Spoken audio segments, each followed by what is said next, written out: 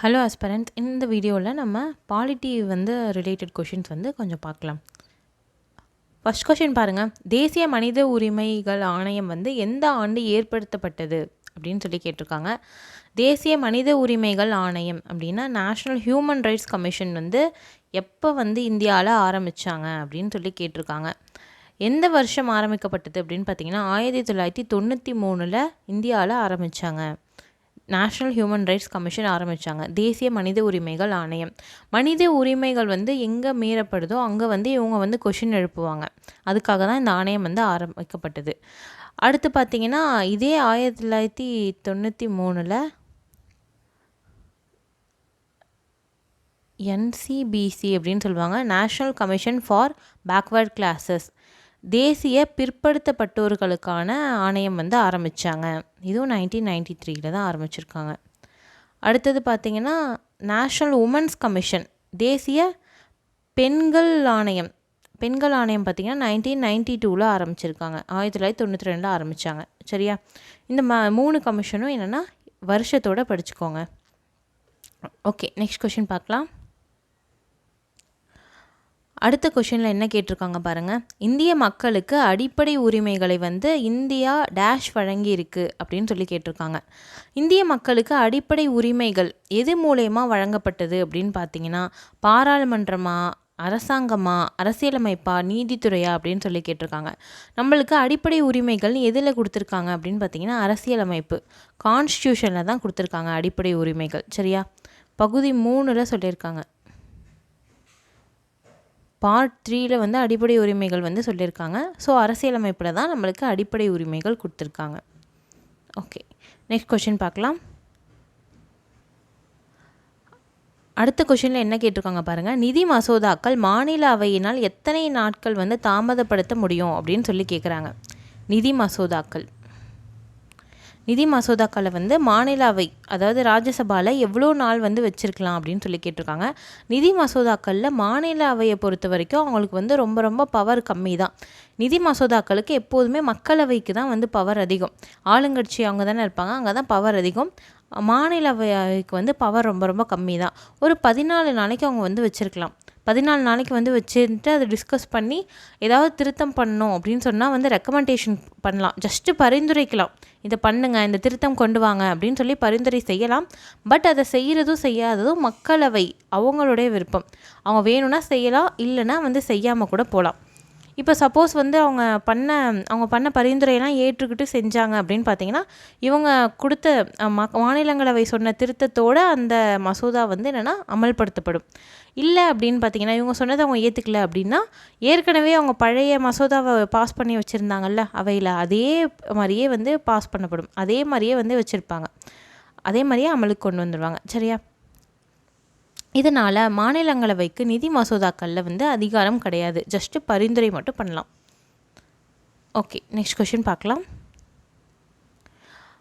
அடுத்த கொஷினில் என்ன கேட்டிருக்காங்க பாருங்கள். நடைமுறையில் நாடாளுமன்றம் ஆண்டிற்கு எத்தனை முறை கூட்டப்படுகிறது அப்படின்னு சொல்லி கேட்குறாங்க. இப்போதைக்கு நடைமுறையில் நாடாளுமன்றம், அதாவது பார்லிமெண்ட் ஒரு வருஷத்துக்கு எத்தனை முறை கூட்டுறாங்க அப்படின்னு சொல்லி கேட்குறாங்க. நம்மளுக்கு அரசியலமைப்பில் என்ன சொல்லியிருக்காங்க அப்படின்னு பார்த்தீங்கன்னா 6 மாதத்துக்கு மேலே என்னென்னா பாராளுமன்றம் கூடாமல் இருக்கக்கூடாது. அதாவது ரெண்டு கூட்டத்தொடருக்கு 2 தடவை கூட்டுறாங்கல்ல, கூட்டத்தொடர் அப்படின்னு சொல்லுவாங்க பாராளுமன்ற கூட்டத்தொடரை. 2 கூட்டத்தொடருக்கு நடுவில் இருக்க இடைவெளி 6 மாதத்தை தாண்டக்கூடாது அப்படின்னு நம்மளுடைய அரசியலமைப்பில் சொல்கிறாங்க. ஆனால் நம்ம வருஷத்துக்கு 2 தடவை பாராளுமன்றம் கூட்டினா போதும் அப்படின்னு கூட்டுறதில்ல. நம்ம வருஷத்துக்கு 3 டைம் என்னென்னா பாராளுமன்றத்தை கூட்டுறோம். 3 டைம் எதுன்னு பார்த்தீங்கன்னா பட்ஜெட் கூட்டத்தொடர் அப்படின்னு சொல்லுவாங்க. இந்த பிப்ரவரி மாதம் கூட்டுவாங்க. அடுத்தது பார்த்திங்கன்னா மழைக்கால கூட்டத்தொடர் அப்படின்னு சொல்லுவாங்க. மழைக்கால கூட்டத்தொடர்னால் இந்த ஆகஸ்ட் மாதம் அந்த மாதிரி ஸ்டார்ட் பண்ணுவாங்க. ஜூலை ஆகஸ்ட் அந்த ரேஞ்சில் ஸ்டார்ட் பண்ணுவாங்க. அடுத்தது என்னென்னா குளிர்கால கூட்டத்தொடர் அப்படின்னா இந்த ரொம்ப அக்டோபர் நவம்பர் அந்த ஸ்டேஜில் கூட்டுவாங்க. இந்த மாதிரி 3 கூட்டத்தொடர் இருக்குது. இங்கிலீஷில் பட்ஜெட் செஷன், மழைக்காலத்துக்கு மான்சூன் செஷன், அடுத்தது குளிர்காலத்துக்கு வின்டர் செஷன் அப்படின்னு சொல்லுவாங்க. 3 தடவை நடக்கும். சாதாரணமாக அந்த மாதிரி தான் கூட்டிகிட்டு இருக்காங்க இப்போ வரைக்கும். சரியா? ஆனால் கண்டிப்பாக வந்து 6 மாதத்துக்கு மேலே ரெண்டு கூட்டத்தொடருக்கு நடுவில் இருக்க கேப் இருக்கக்கூடாது. அதனால் வந்து அதை மெயின்டைன் பண்ணுவாங்க. ஓகேவா? அதனால் 3 முறை கூட்டப்படுது. நெக்ஸ்ட் கொஷின் பார்க்கலாம். அடுத்த கொஷினில் என்ன கேட்டிருக்காங்க பாருங்கள். சிறுபான்மையினர் கல்வி நிறுவனங்களை அனுமதிக்கும் அரசியலமைப்பு விதி. சிறுபான்மையினர் அப்படின்னா மைனாரிட்டிஸ் அப்படின்னு சொல்லுவாங்க. நம்ம நாட்டில் நிறைய விதமான சிறுபான்மையினர் இருக்காங்க. ஒன்று மொழி ரிலேட்டட், லாங்குவேஜ், மொழி ரிலேட்டட்னா மொழியில் சிறுபான்மையினர். இப்போ நம்ம தமிழ்நாட்டில் இருக்கோமா, நம்ம நாட்டில் வந்து தமிழ்நாட்டில் இருக்கோம், எல்லோரும் தமிழ் பேசுகிறோம். பார்த்திங்கன்னா நம்மளுக்கு வந்து மொழி பேசுகிறவங்கள யார் சிறுபான்மையினாக இருப்பா அப்படின்னு பார்த்திங்கன்னா மலையாளம் பேசுகிறவங்க இருப்பாங்க, தெலுங்கு பேசுகிறவங்க இருப்பாங்க. இதுவே ஆந்திராவுக்கு போனோன்னா அங்கே யார் சிறுபான்மையினராக இருப்பா அப்படின்னா தமிழ் பேசுகிறவங்க இருப்பாங்க. வேறு லாங்குவேஜ் பக்கத்தில் பார்த்திங்கன்னா கர்நாடகா இருக்குது. ஸோ கன்னடம் பேசுகிறவங்க ஆந்திராவில் இருப்பாங்க. அவங்களாம் சிறுபான்மையினர். இவங்களாம் மொழி ரிலேட்டட், மொழி சிறுபான்மையினர் அப்படின்னு சொல்லுவாங்க. இதுவே மதத்துலேயும் சிறுபான்மையினர் இருப்பாங்க. ரிலீஜியன், மதத்துலேயும் சிறுபான்மையினர் இருக்கலாம். இதே மாதிரி கேஸ்ட், இது மாதிரி எல்லாத்துலேயும் சிறுபான்மையினர் இருக்கலாம். அந்த ஏரியாவில் யார் அதிகமாக இருக்காங்களோ அவங்க பெரும்பான்மையினர். எந்த மதத்தவர்கள் அதிகமாக இருக்காங்களோ அவங்க பெரும்பான்மையினர், மற்றவங்களாம் சிறுபான்மையினர். இந்தியாவை பொறுத்த வரைக்கும் பார்த்திங்கன்னா சிறுபான்மையினர் அப்படின்னு யாரெல்லாம் சொல்கிறாங்க அப்படின்னா மதம் ரிலேட்டட் சிறுபான்மையினர் யாருன்னா ஒரு 6 பேர் சிறுபான்மையினர் சொல்லியிருக்காங்க. முஸ்லீம், அப்புறம் கிறிஸ்தவர்கள், அப்புறம் பார்த்திங்கன்னா சமண மதம் சேர்ந்தவங்க,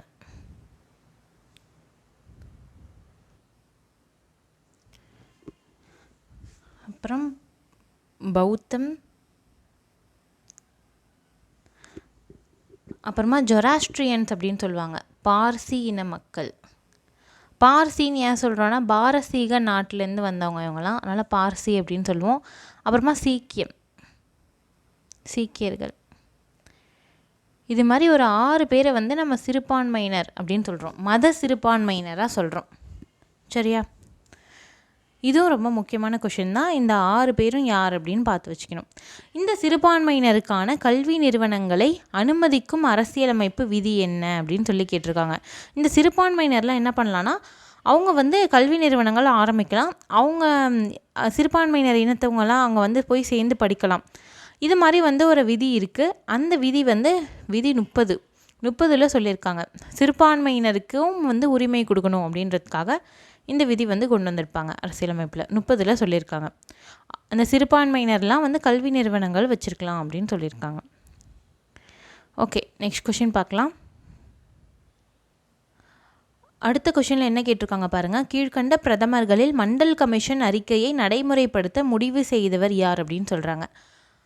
இந்த 4 பிரதமரில் யார் மண்டல் கமிஷனோட அறிக்கையை நடைமுறைப்படுத்தினாங்க அப்படின்னு சொல்கிறாங்க. மண்டல் கமிஷன் வந்து 2வது பிற்படுத்தப்பட்டோருக்காக போடப்பட்ட கமிஷன். ஃபஸ்ட்டு பிற்படுத்தப்பட்டோர் கமிஷன் என்னன்னு பார்த்தீங்கன்னா, முதல் பிற்படுத்தப்பட்டோர் கமிஷன் என்னன்னு பார்த்தீங்கன்னா இந்திய அளவில் ஒரு கமிஷன் போட்டாங்க. காக்கா கலேக்கர் அப்படின்னு ஒரு கமிஷன் போட்டாங்க. 2வது கமிஷன் பிற்படுத்தப்பட்டோருக்காக என்ன போட்டாங்க அப்படின்னா மண்டல் கமிஷன் போட்டாங்க.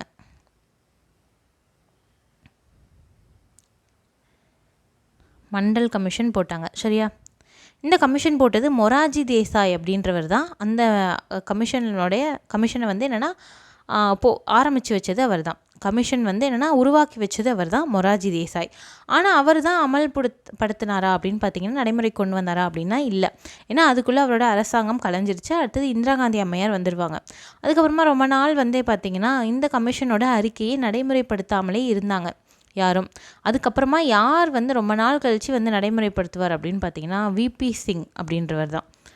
1990 மண்டல் கமிஷனுடைய பரிந்துரையை நடைமுறைக்கு கொண்டு வந்துவார். சரியா? ஓகே, இப்போ மண்டல் என்ன சொல்லியிருப்பார் அப்படின்னு நம்ம பார்ப்போம்.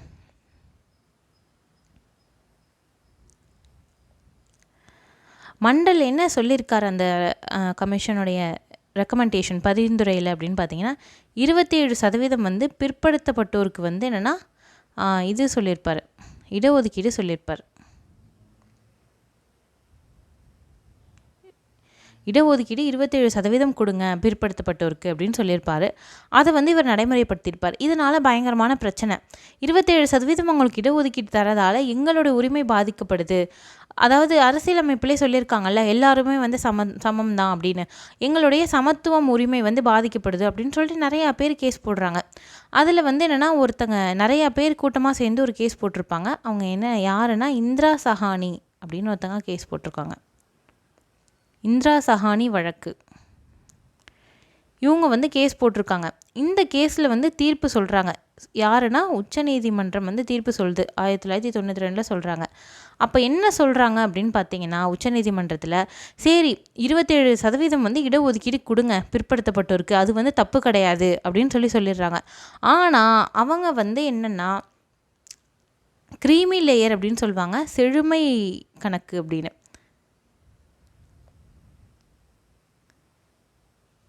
செழுமை அடுக்கு அப்படின்னு சொல்லுவாங்க, க்ரீமி லேயர்.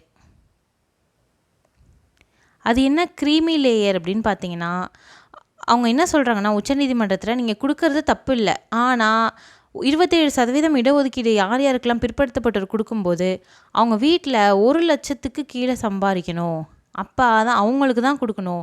ஏன்னா 1,00,000 ரூபாய்க்கு மேலே சம்பாதிச்சா அவங்களே காசு கட்டி படிச்சுடுவாங்க, அவங்களுக்கு எதுக்கு இடஒதுக்கீடு கொடுக்கணும் அப்படின்னு வந்து சொல்கிறாங்க. யார் அப்படின்னா சுப்ரீம் கோர்ட் சொல்கிறாங்க, உச்சநீதிமன்றம். இதை வந்து கவர்மெண்ட்டும் ஏற்றுக்கிட்டாங்க. 1,00,000 ரூபா வந்து என்னென்னா 1,00,000 ரூபா வந்து ஆண்டு வருமானம் வந்து தாண்டக்கூடாது, தாண்டுனா அவங்களுக்கு இடஒதுக்கீடு கிடையாது அப்படின்னு சொல்கிறாங்க. இப்போ வந்து இந்த 1,00,000 ரூபாய் எவ்வளோ மாற்றிட்டாங்கன்னா 8,00,000 ரூபா. வருஷத்துக்கு 8,00,000 ரூபாய் கீழே சம்பாரிச்சா நம்ம மத்திய அரசாங்கம் அங்கே வந்து இருக்கிற கல்வி நிறுவனங்கள்லையோ இல்லை அங்கே வேலை போகணும், அரசு பணி போகணும் அப்படின்னாலும் இந்த ஓபிசி சர்டிஃபிகேட் நம்ம வாங்கிக்கலாம். சரியா? ஓகே. இதை வந்து நடைமுறைப்படுத்தினது யாருன்னா விபி சிங் அப்படின்ற பிரதமர் தான். ஓகே, இந்த வீடியோவில் வந்து நம்ம நிறைய முக்கியமான கொஷின்ஸ் பார்ப்போம். நெக்ஸ்ட் வீடியோவில் நம்ம இன்னும் சில முக்கியமான கொஷின்ஸோடு பார்க்கலாம். தேங்க்யூ.